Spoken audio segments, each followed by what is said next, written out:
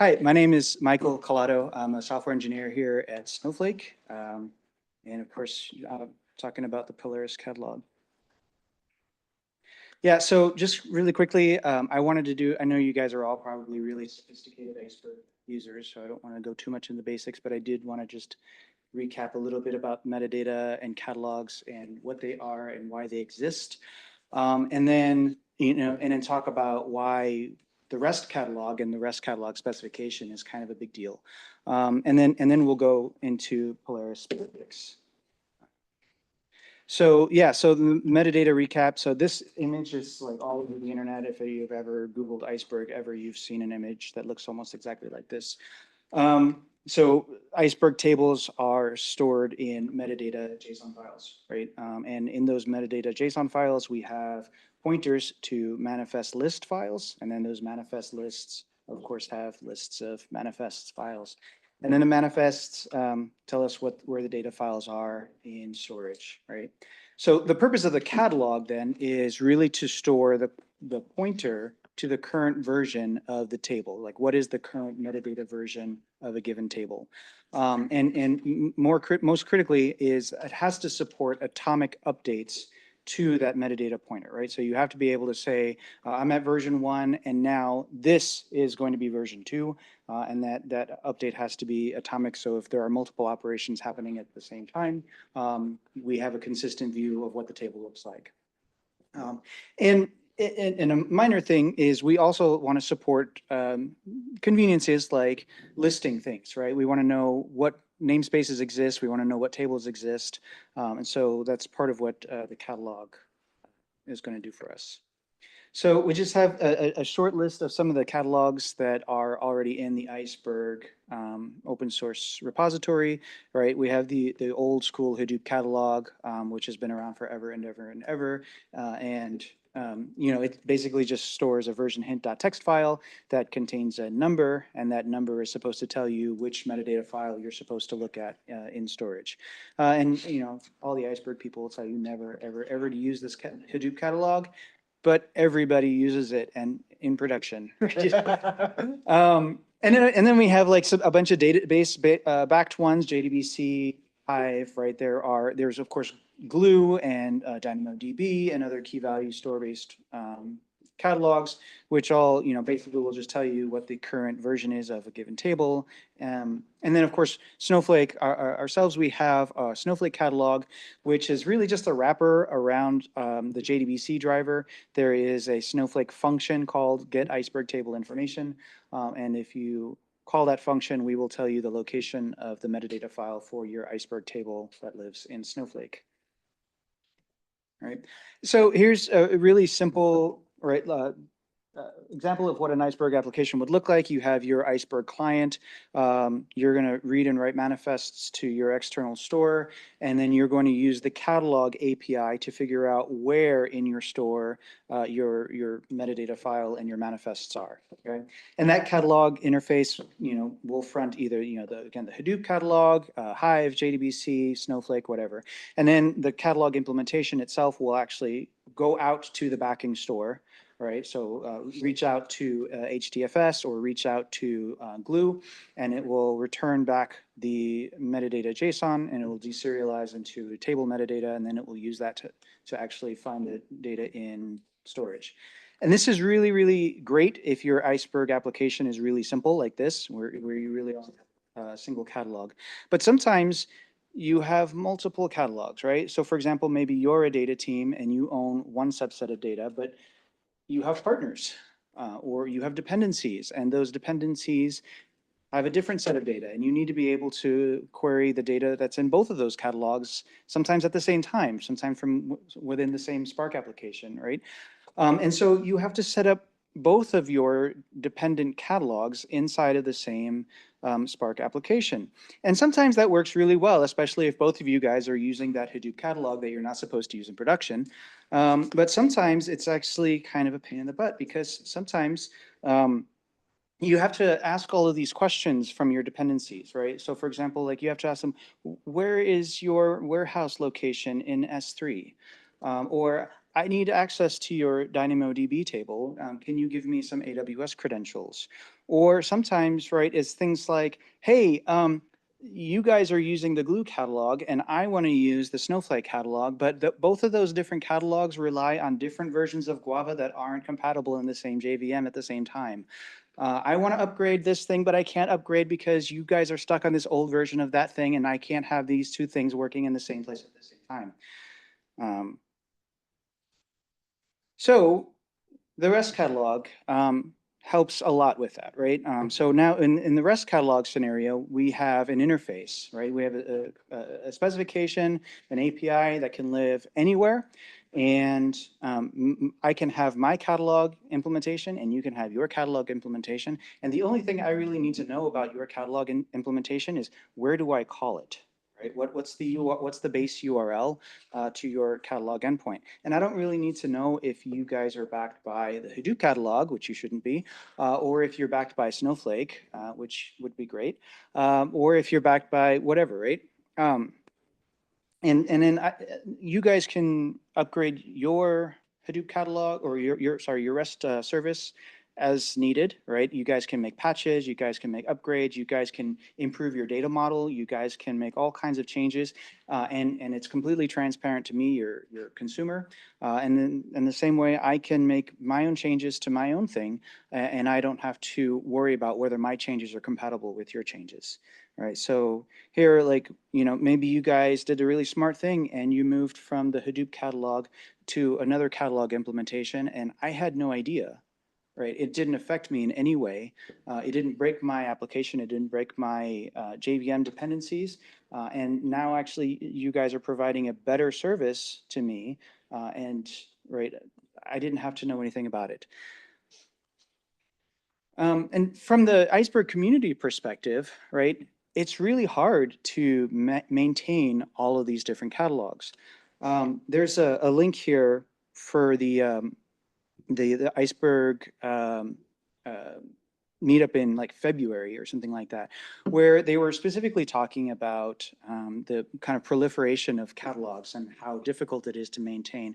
And everybody pretty much agrees that as a community, Iceberg really doesn't want to have to maintain all of these different implementations of everything. In large part because, again, right, it's really hard to make all your dependencies work together in the same environment, right? But also because people don't really want to focus on just like bringing existing features to this new versions of the catalog, right? So like, for example, like I think they said something about JDBC. JDBC catalog now has view support, but Hive doesn't have view support, or the Hive catalog doesn't have view support, right? So now we have to work on Hive and make sure that Hive has view support. And that's not really where we want to spend our time, right? We don't want to have to bring view support to 15 different catalogs when we could actually be working on bringing new features into the Iceberg ecosystem.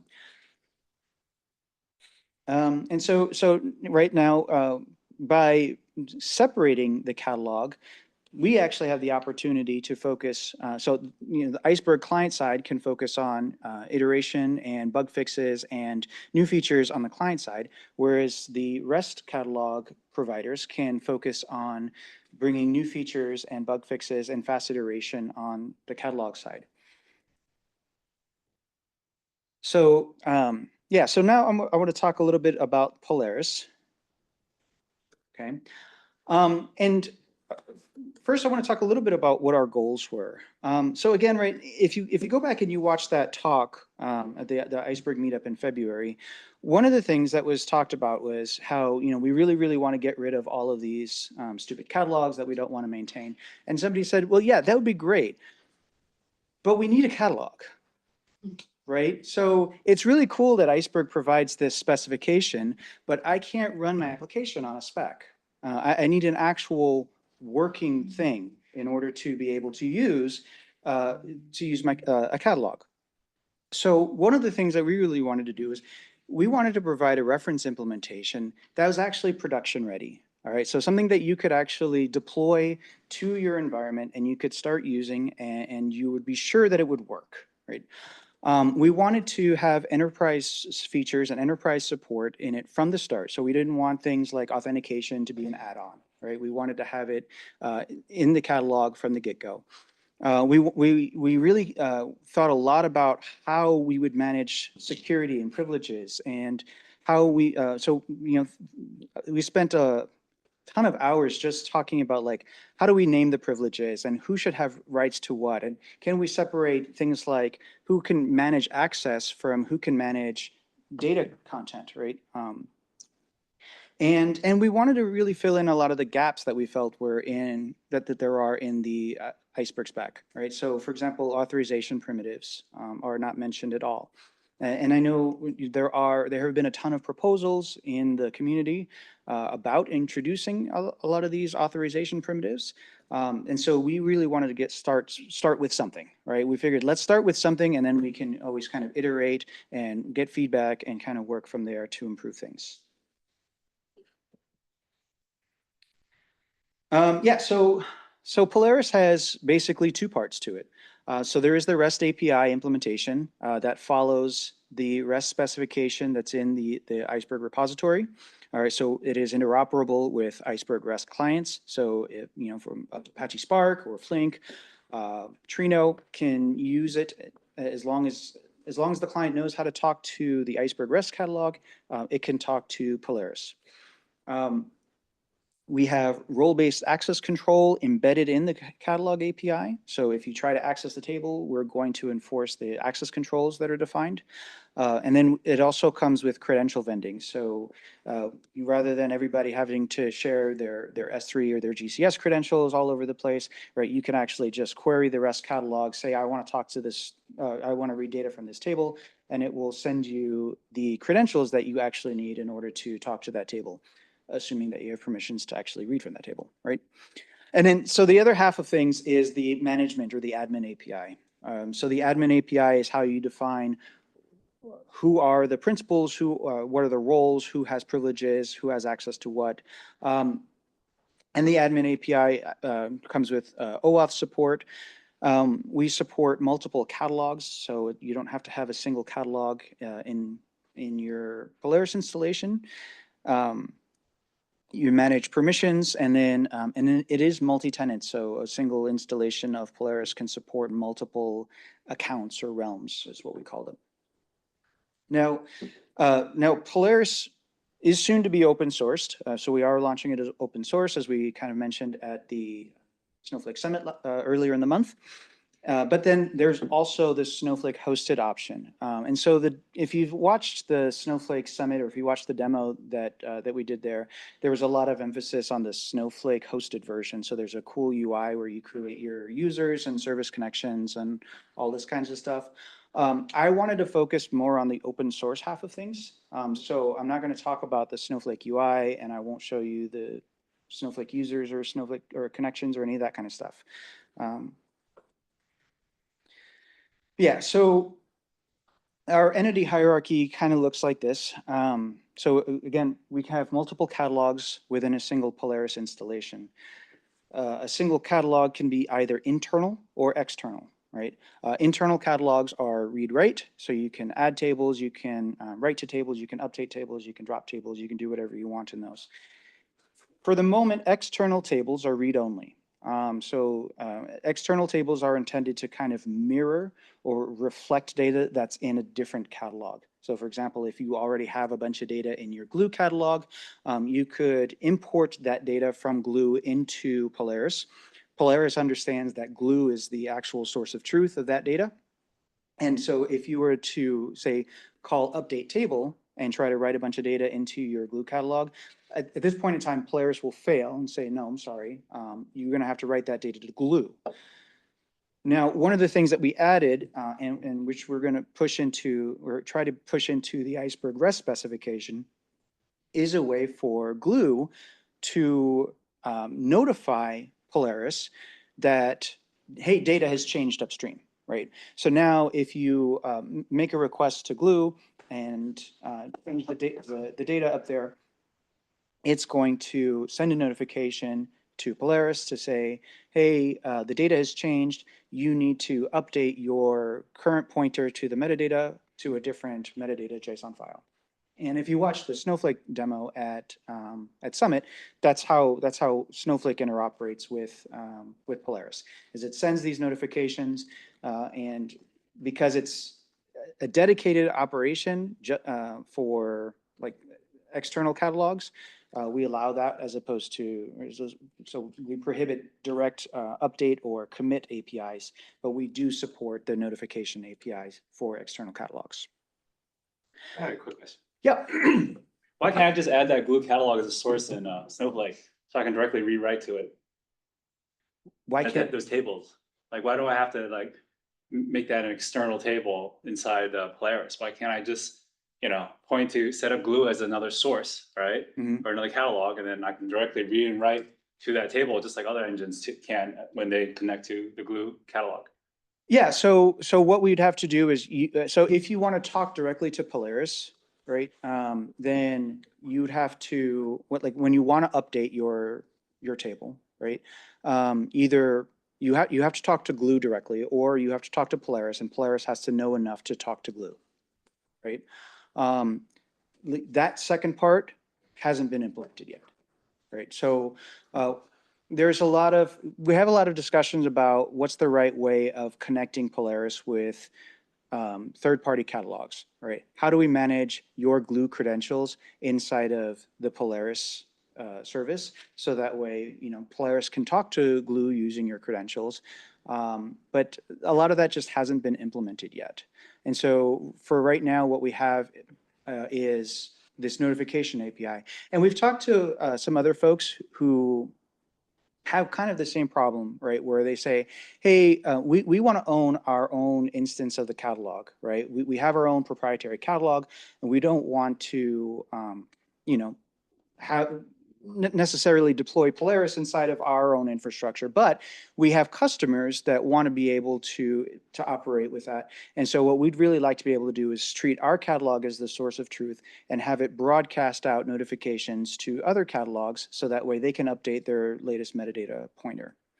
And we feel like the notification API is really extensible even beyond just just beyond mirroring existing catalogs.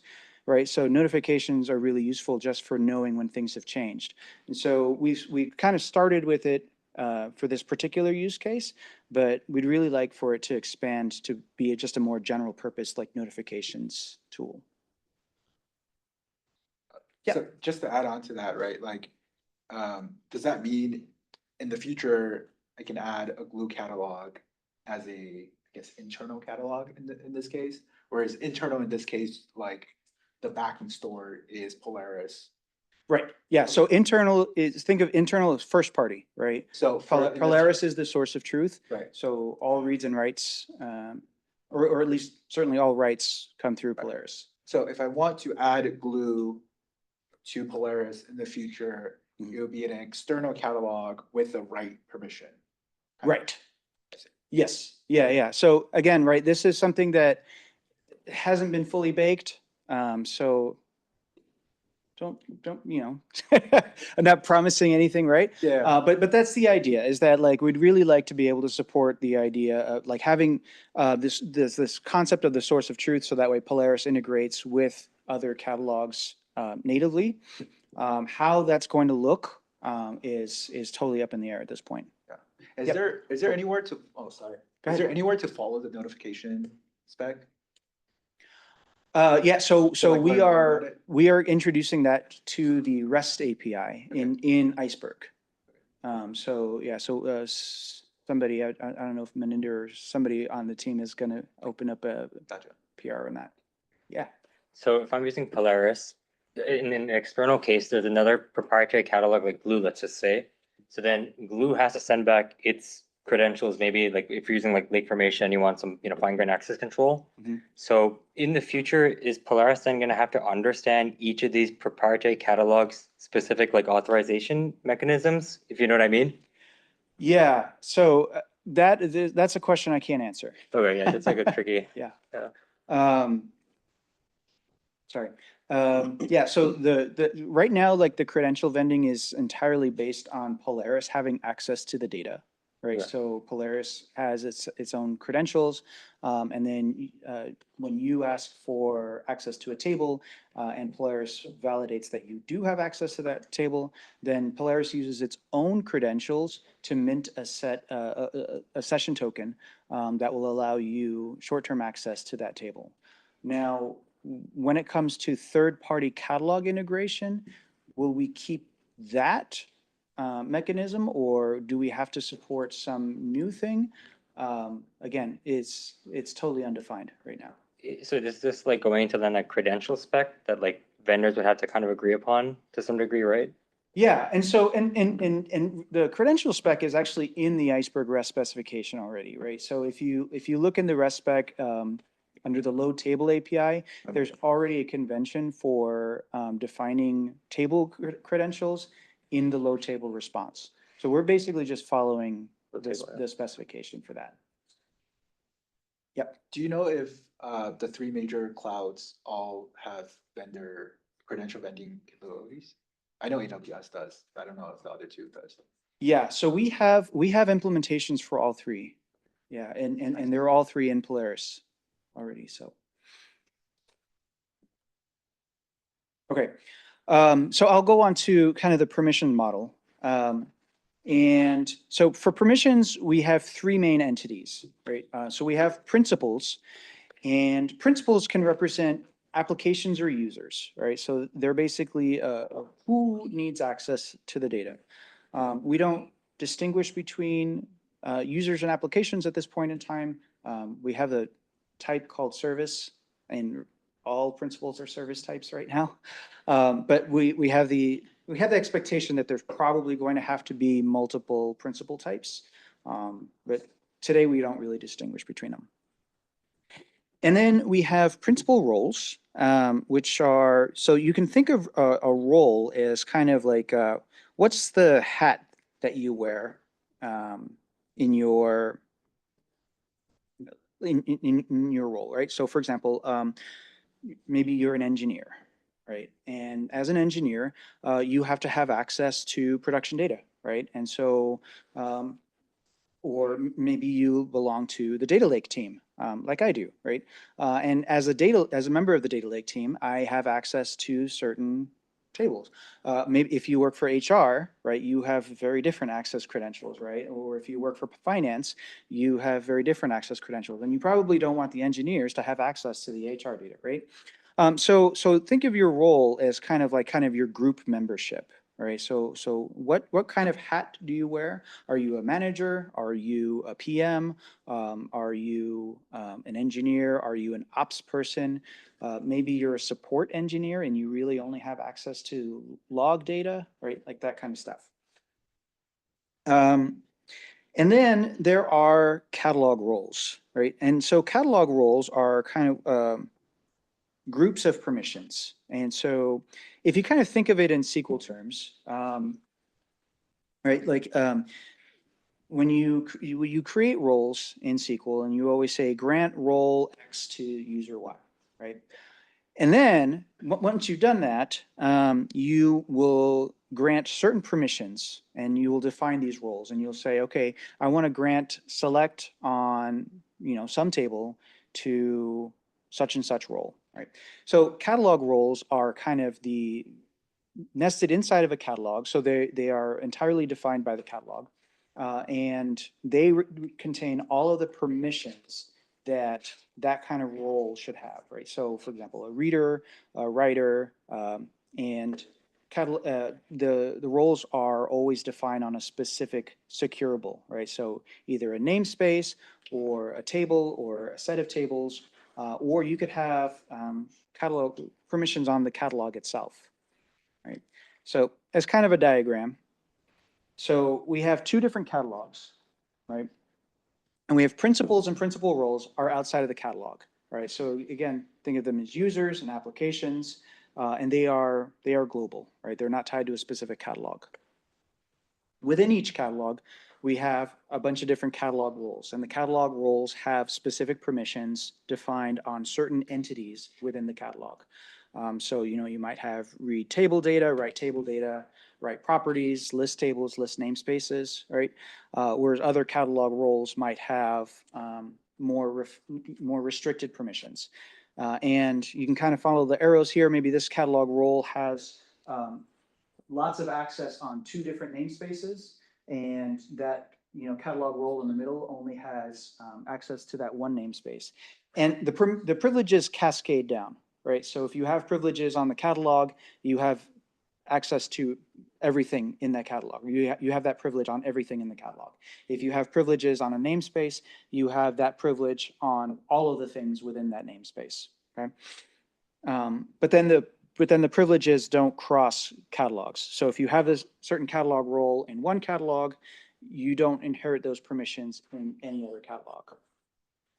So as a more concrete example, right now, let's put real names or labels on things.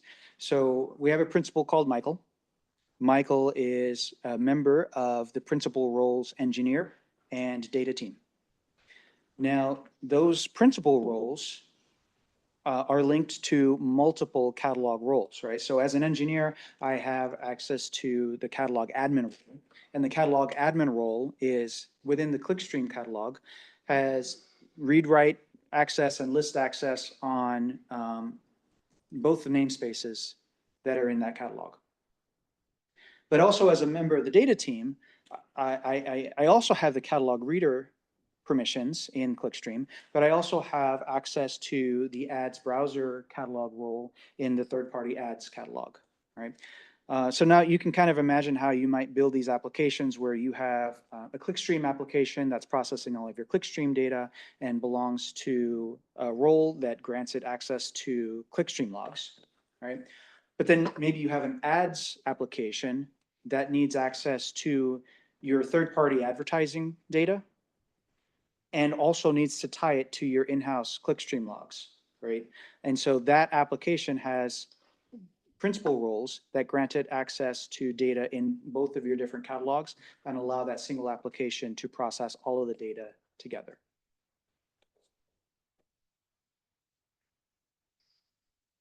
All right. And so I wanted to do a quick demo. So I'll start up with a Jupyter notebook. So I am running Polaris locally on my machine, just using Docker Compose, and I'll have Michael, can you zoom in a bit? Yeah. I will when I get to the browser. So let's.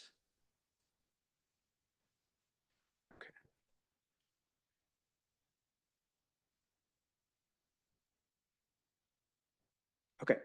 How's the? Probably you want the text a little bit bigger. How's that? That's good. Yeah. Good. All right. Cool. All right. So I am going to. So in test mode, we just generate these random root credentials. Okay. This is just in test. We won't print your root credentials in production. But just for the sake of the demo, I have these randomly generated root credentials. All right, so so in the notebook, what we're going to do is we're going to use the Python library or the Python client to connect to my locally running instance of Polaris. All right, and again, I have root credentials at this point in time, so I can basically do whatever I want to. With the Python client, I'm going to create a Python catalog API client, okay? And I'm going to generate a root token. And then once I have that token, I am going to connect to the management API. And I want to create a new catalog, and I'm going to call that catalog Polaris demo. And it's going to be an internal catalog. And we define a few things. So for one thing is I wanted to define where is the data stored. Okay, so the data by default is going to be stored in S3, and we're going to use this allowed location. And in order to access the data, we need to use this AWS IAM role. Okay.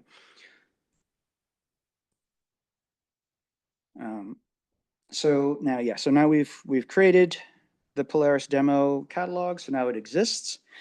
I have a few utility functions that I wrote here. We're going to create a principal. We need to create catalog roles, and we need to create principal roles. And these are just very straightforward functions. It just calls the API. And if it happens to have a conflict because the entities already exist, because I've run the demo before, it's just going to pretend that it didn't have a conflict, and it's just going to call get the same entity with the same name. All right, so now we're going to create a new principal called Collado. That would be me. And Collado is going to be a member of the engineer principal role. And we're also going to go ahead and create a manage catalog role inside of the Polaris demo catalog. And that manage catalog role is going to have we're gonna allow the principal role to use the catalog role, the managed catalog role, and we're going to grant the catalog role manage content privileges. And manage content is just a way of saying that I can list and I can create and I can write and I can read everything that's in the catalog. Okay. No, I don't want more Jupyter news. All right. And then now my friend Martin over there is a product manager, and Martin needs to use the data too. So he likes to play with the notebooks, but we don't trust Martin because Martin likes to break things. So we're going to give Martin read-only access. So we're going to create a new principal role called product manager, and we're going to say product managers only have read access to our catalog. Okay. And so we're going to kind of define each of these things. We're going to enumerate all of the privileges he has because we don't want to slip and accidentally give him more privilege than we want him to have. So we're going to specify list and read data, and we can list views and we can read view properties, but that's it. All right, so now we get to connect with Spark, and we're going to start connecting to Spark with just the engineer credentials. So a couple of things to point out is we have to define, so first thing we have to do is we have to define the catalog type, and we're going to set the catalog type to REST. And then we're going to tell it the URI, and we're just going to point to my running instance of the Polaris Docker image. And we are going to set the credentials using the credentials that were returned when I created the engineer principal role.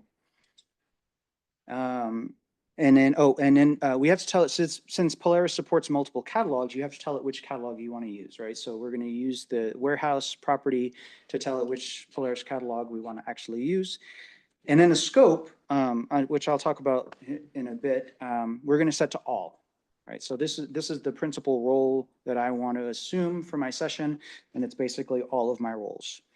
And we're going to specify that we want access delegation. Can I ask a quick question? You might be able to ask a really long question depending on how long it takes for Spark to download the dependencies. So we got some time. The token refresh enabled, is that like which one of these are Polaris specific?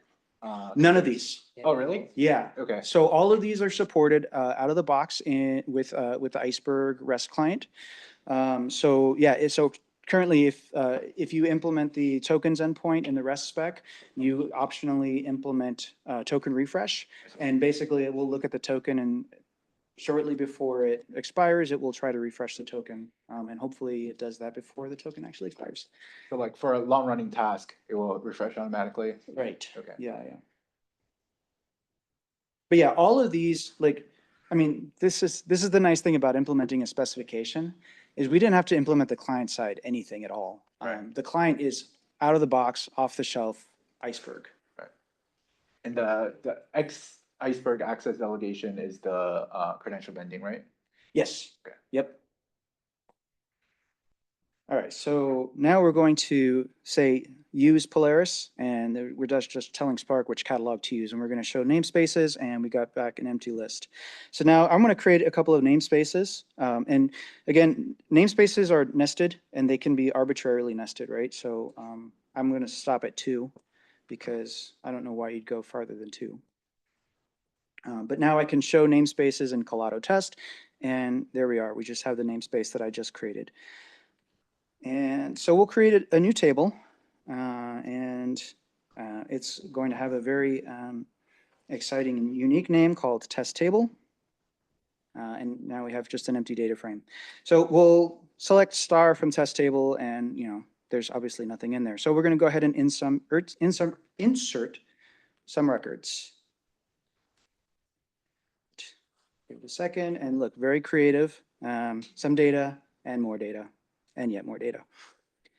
All right. So now I want to kind of show what the how the API looks like. And so if you want to interact programmatically with the catalog API, you'd still use like the Python client or the Java client or whatever.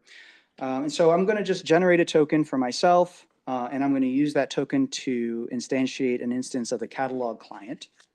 And I'm going to directly call the load table API. And the reason I want to show you is, so this is the response from load table, and it basically is exactly what you would see if you were to look inside of a metadata JSON file. All right, so we'll show you the location of the metadata JSON, but then there's also the actual table metadata structure itself. So you can see the base location of the table, the properties that were written by Spark when it created the table. You can see what the table schema looks like.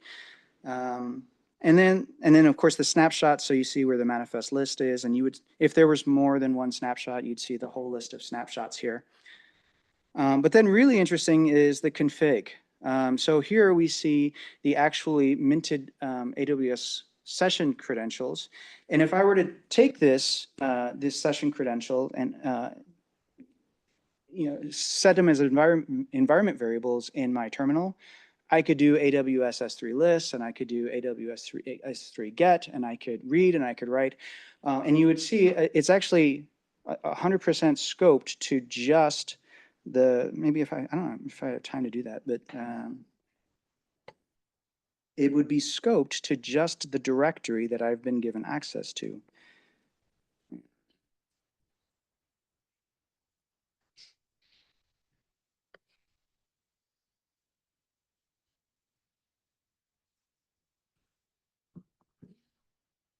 That.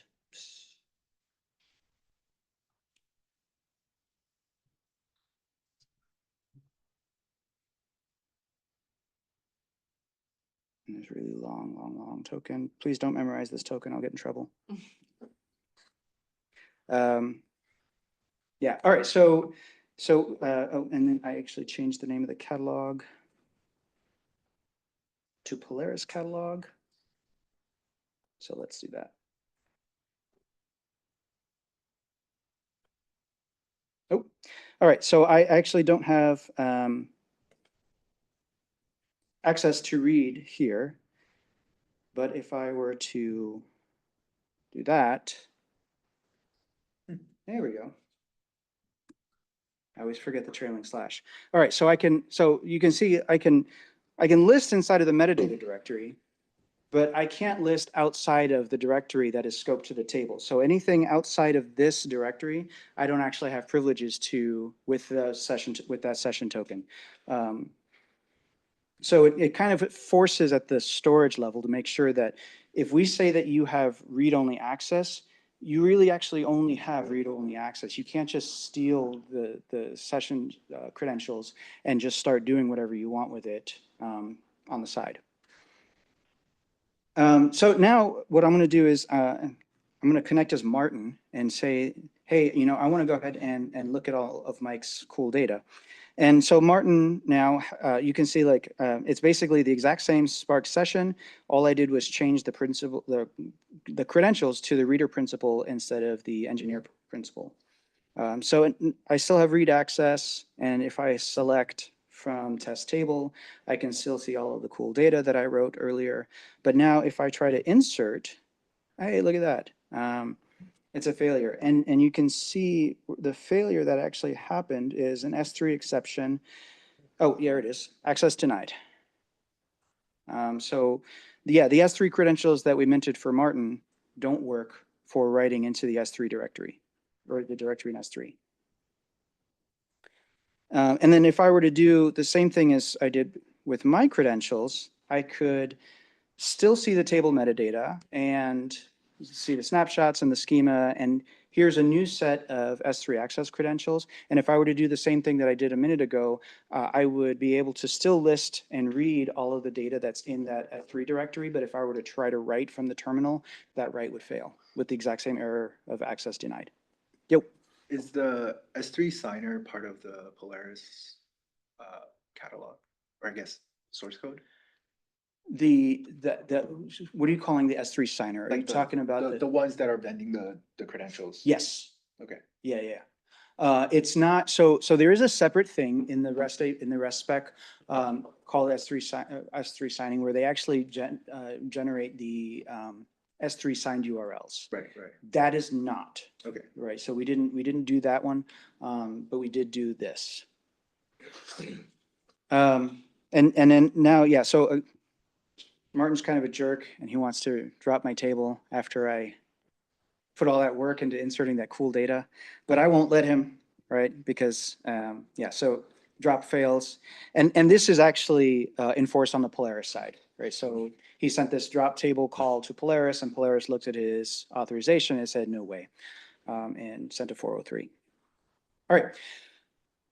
Back to the scopes earlier, right? So I mentioned when you start your Spark session, you set the scope, and I set the principal role to all, right? I am a member of multiple principal roles, right? Again, right? So I'm an engineer. I'm also an ops engineer. Sometimes I'm an on-call engineer. I am also a member of the product group, and I am in the data lake team. I'm a Snowflake full-time employee. And each of those things has different implications for my access, right? Now, sometimes, even if I have godlike privileges inside of my catalog, I don't want to actually use all of my godlike privileges all the time, right? Because sometimes I make mistakes, right? Sometimes I should have the ability to go in and change and manipulate production data, right? Because I'm an on-call engineer, and to fix production issues, I have to mess with production data. But most of the time, I don't want to mess with production data, right? Because I've dropped tables in prod before, and it sucks. And nobody's happy with you when you do that, all right? So one of the things that we can do is we can define these principal roles, and we can assign these roles to people, and we can say, okay, these roles have certain privileges. And now when I connect to Spark and start messing around with production data, I want to make sure I don't drop the tables in prod again. So this time, when I connect, I'm going to specify which principal role I want to assume. And now inside of this Spark session, I am only an ops engineer, right? I don't have godlike privileges. I only have product manager privileges, right? I can read, I can't break stuff. So here, if I were to select from test table, right, all of my cool data is still there. But when I try to insert, hey, right, and even though, like, if you go back and this was still using my original session, right? So my credentials, my engineer credentials, but suddenly I don't have write access into S3. So Polaris has vended new S3 credentials. The new S3 credentials have read-only access and list access. And then if I were to skip past all this, take my engineer principal, right, and my engineer credentials, but connect to Polaris using only the ops engineer principal role, and I try to drop a table because I'm a jerk, all of a sudden, my access has been revoked for the session, right? So that's the end of the demo. That's the end of the talk. More questions? So, okay, sorry. So is Polaris mostly now just only focused on metadata operations like describe table, listing tables, namespaces? Or in the future, do you guys think you'll be supporting things Because I think right now, if I understand it correctly, it's like, yeah, Polaris, I'm assuming it's gonna be, for this S3 table is probably backed by glue to get that, metadata pointer. And I'm assuming also maybe there's some kind of like lake formation permission that's like scope for the particular directory of the table.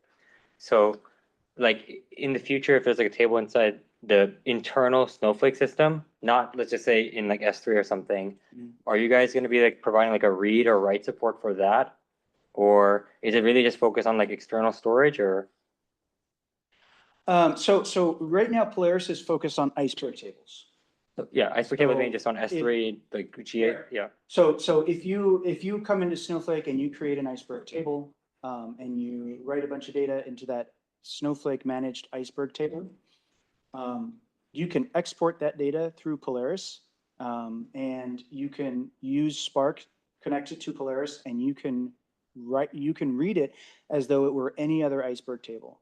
Now, in terms of the future of what Snowflake managed Iceberg tables will look like, that's totally unknown. How Polaris is going to integrate with Snowflake managed Iceberg tables is, again, right, like it's kind of like asking how Snowflake is going, or Polaris is going to integrate with Glue as a third-party catalog. That's not really defined yet.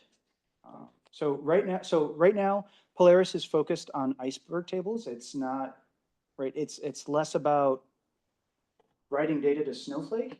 It's more about like, okay, how do we manage access to Iceberg tables? That was my question, is like, it's not necessarily entering the Snowflake system per se. It's just kind of like just another layer of indirection, right? To just one of these other like vendor specific catalogs. Or, yeah, I'm just trying to understand like how does like, I guess like Snowflake then like make money from this? You know what I mean? But we can't tell you that Yeah, on no, video. Yeah. I mean, because then you'll just go out and make money off of it, right? Yeah, no, I mean, yeah, in terms of Snowflake's integration with Polaris, right? Like, so, I mentioned before, Snowflake is launching a hosted Polaris. Yeah. All right. And so, of course, we want to offer all the cool features and we want you to use our product. And right, like, of course, we want it to integrate really, really well with the Snowflake ecosystem, right? Like, that's a given. How that's going to look and how we're going to go about doing that, I could tell you, but Makes sense. earlier, right? Yeah. I'd have to kill you. Yeah. Yeah. As part of being able to integrate Snowflake with open source Polaris, does that mean I can use like any arbitrary REST catalog endpoint? Or is it like? You mean from Snowflake or from Polaris? If I want to use my self-serve Polaris in Snowflake platform, does that also extend towards other REST-based catalogs that are not Polaris? Yeah, so Snowflake Iceberg tables today allow you to connect to a third-party REST catalog, right, as your remote catalog. Right. So that remote catalog could be Polaris. It could be any other REST implementation. So any URL. Any URL. Yeah. So I think that was one of the things that we announced at. And is it both read and write for the? No. Okay, so just read. Yeah. Snowflake can read from remote catalogs. It can't write. Gotcha. Yeah. So in your demo, if you had changed it from internal to external, like what does it mean to create a catalog that's external in that demo? You can't write to it, or? Correct.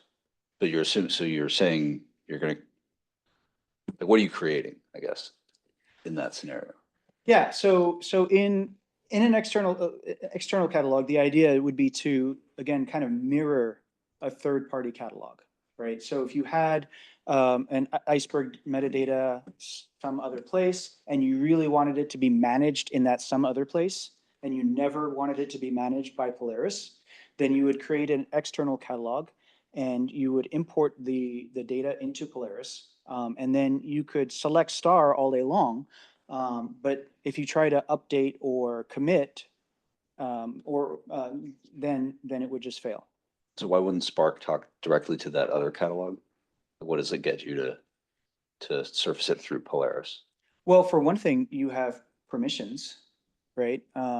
So like we can enforce privileges, right? So maybe if your other implementation of the REST spec doesn't support permissions, having that data in Polaris means that you can enforce all of those privileges, right? And then of course credential vending does still work, right? So because in the external catalog, you can still say, hey, this is the S3 directory, and we can still manage the credentials for the AWS session token for you. I see. Okay. And then sometimes it's just nice to not have to have 6 different catalogs. Right? Yeah. You can go. Can you talk about view support? You're gonna have view support and also table maintenance, like for the internal tables. Like how does the table maintenance work? Yeah. So for view support, I mean, we do implement all of the APIs for views. Okay, so I can put views into the catalog now. Yeah. Yeah. And then for table management, like, what do you mean? Like table maintenance, like expire snapshot, optimize, vacuum. Yeah. So those are all future things. So right now, so we will purge on drop, and that's pretty much all we'll do right now. In the beginning of your demo, I think there was a thing about using a catalog name that is the namespace within Polaris. I was just wondering, can I extend the same idea as like using multiple catalog in Spark? Can I Say again? So Spark has this idea of having multiple catalogs in a single session. Right. Can I use that same idea to reference multiple Polaris catalogs in the same namespaces session? inside, Polaris catalog? Yes. There's like no technical limitation on. Yeah. So if I had created, let's say, two catalogs. Using the same URL, Uh-huh. referencing the same Polaris. Jeez Louise. There's so much stuff in here. Here we are. Yeah. So if I were to, let's say I could copy all of this and oops. All right. I think this is where it starts. Yeah. So I could have Polaris 2, right? And the URL would be the same. Where I would have to differ now is here at the warehouse. And I would have to point to a different catalog, right? I see. So that's the Polaris specific namespace, essentially. Yes. Okay. Well, and I don't want to use the word namespace because it's really overloaded. But yes, so it is. So Spark catalogs and Polaris catalogs are more synonymous than namespaces in catalogs, right? Right. So 2 Polaris catalogs will show up in Spark as 2 Spark catalogs. And so you'll have to configure both of them. The URL will be the same, right? And maybe the credentials will be the same. Okay. But yeah, they would be 2 different catalogs, and they would be instantiated separately. They would have 2 REST session catalogs. And so like the Iceberg stuff that happens all under the hood would be duplicated. There would be 2 of them. And that can join. Everyone's happy. Yeah. And they even have 2 different session tokens. Right. So like when you call the OAuth tokens endpoint, it's going to mint 2 different, because each catalog is going to call the tokens endpoint on its own. And so each catalog instance will have its own JWT. What is the underlying storage? Like you brought up everything in the Docker. Yeah. So I was just a curiosity question. What is the underlying storage for the catalog? Where are these objects being stored in the The entities or the data? The entities principles that you're creating. So in this particular demo, they're just in a tree map in memory. Oh. Yeah. But yeah, for the both the open source and the hosted deployments, we'll have persistent. Again, right? Like the goal, we really wanted something that was actually production ready, like out of the box, and so we didn't want to ship with just in-memory stores. So it actually works with persistent stores. Absolutely.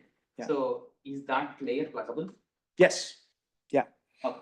Yeah. So there's an interface for what we call a Metastore session right now, and there are a couple of different implementations, but the one implementation that I'm using is just backed in memory. Awesome. So anybody can actually take this, go to their own bespoke data persistent stores and really post a Polaris catalog in their end. Yeah, so and there's a lot of things that we want to be really pluggable, right? So like, for example, authentication, again, right, having enterprise support out of the box was really important. So making sure that you can talk to your identity provider and get your identity token and say like, making sure that we didn't have to manage all of the users and everything entirely on ourselves, right? Because we can't build enterprise grade identity services, right, all by ourselves, right? So we want to be able to rely on existing services. So we made a lot of this stuff pluggable. So that way you can put in your own authentication layer, you can put in your own persistence layer, and really we just give you the core implementation of the Iceberg catalog and the admin APIs. Yep. So did you work with three major cloud like IAM stuff in the Polaris? Do we support all three? Yes. Yeah. Yeah. All three? Yes. The open source? Yep. So in that case, that means like Trino or Dreammail can work on the Polaris to read something from Snowflake? From Snowflake Like, yeah, what kind? or just from the from the cloud providers? Yeah, yeah, yeah. Yeah. So Trino, since Trino talks REST, Yeah. Trino can talk REST to Polaris, Yeah. and it But can. Polaris can reading something from Snowflake store or just only Iceberg? It's only Iceberg. Okay. So it can read Snowflake managed Iceberg, Oh, okay. right? So right, if you have your Iceberg table managed by Snowflake, Snowflake stores the data in cloud storage, right? And it generates manifests and it generates metadata files just the same as any Iceberg engine would. And so Polaris can talk to your Snowflake data if your Snowflake data is Iceberg. Now, if you're talking about Snowflake native, right? Like, no, it doesn't talk Snowflake native. It's really just about Iceberg. And also read only, or it can write? Currently read only. Okay. Yeah. Yeah, again, we have a lot of big picture visions about what the future looks like, but yeah, at the moment, it's just read only. How's it look at Daybreak's Unity catalog open source version? Yeah, I mean, we've looked at the repo. It looks like it'll be interesting. Yep. Can you guys live stream pushing the code up? Will we live stream pushing the code? You guys up? live stream Can- pushing the code up? That's a pretty good Yeah, idea. so- Yeah, that's a question for my bosses. That'll be cool. That would be cool. I have no idea. More questions? Oh, yeah. One small question. In the backend, which data store are you using to access the metadata? In the Fictional database or yeah, so in the open source or the hosted?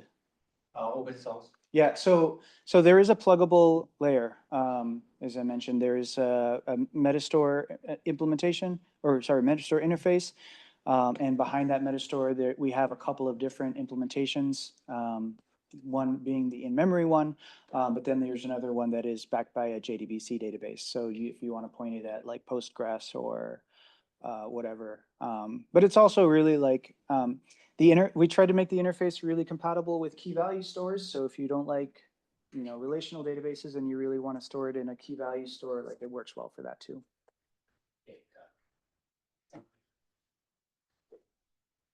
All right. I think we're